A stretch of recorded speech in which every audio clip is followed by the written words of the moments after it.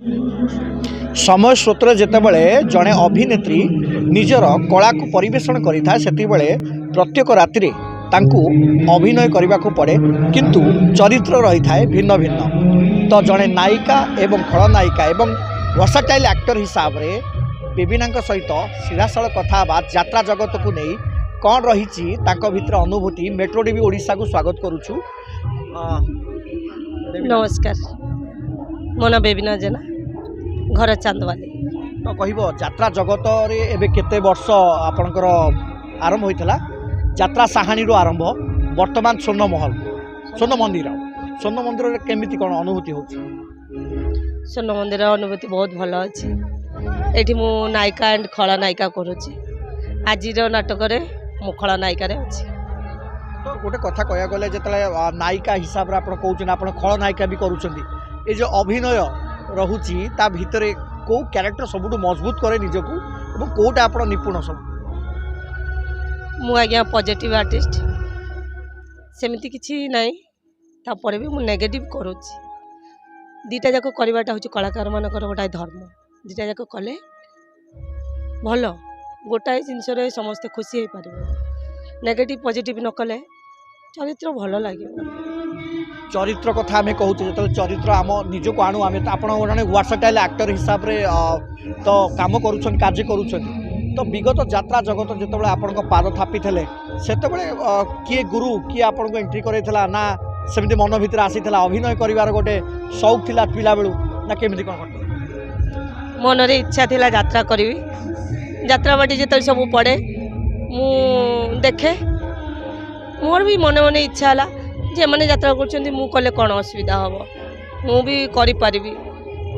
School पाठ पढ़ला बेले मु ड्रामा करी सेटा ये थिला जो यात्रा पार्टी गोटे पड़ा सीटी मु पलि आसली यात्रा को। यात्रा से पलि आसिले आउ फेरी ना।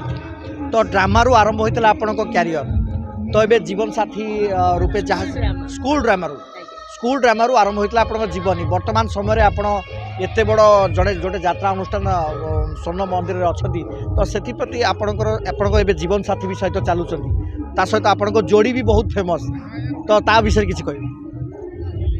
मु यात्रा को एकोटी आसी नी गोटे यात्रा पार्टी पड़ता नीलमाधव ये से आंकरिंग करते साहाणी जा नीलमाधव तापर मत नहीं मुझे कहली ये से आंकरिंग करते साहाणी जा नीलमाधव तापर मत नहीं मुझे कहली आम घर पाखे रोते कहले आज्ञा मु यात्रा को जीवी।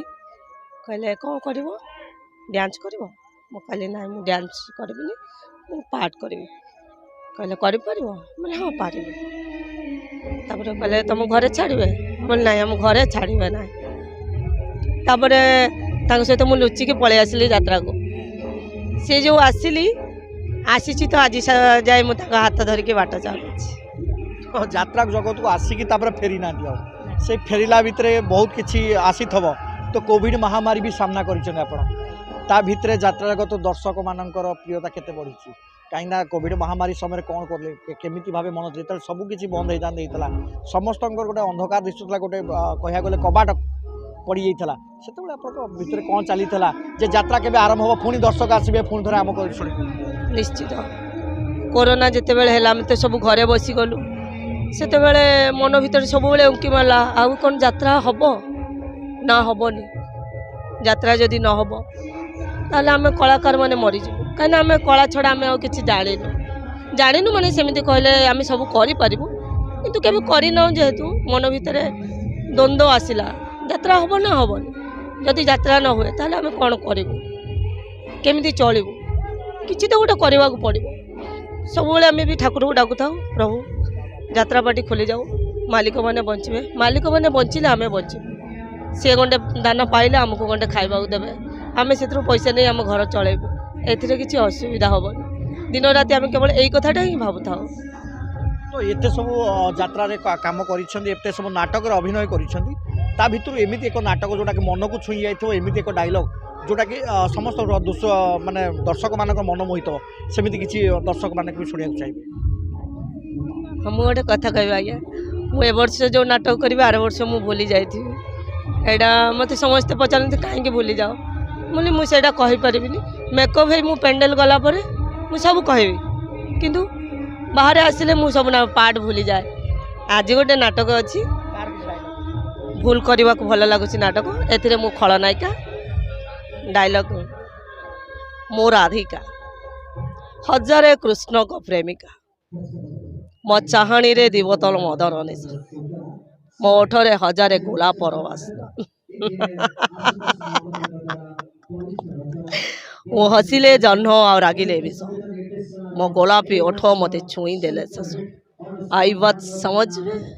समस्त को अनुरोध बहुमात्रा रे मो यूट्यूब चैनल को शेयर एंड सब्सक्राइब करंतु लाइक करंतु शेयर करंतु और एमिति अनेक मजादारिया वीडियो देखिया पाई एवं बहुत खटा मीठा खबर जानिया पाई प्लीज लाइक कमेंट और शेयर करो।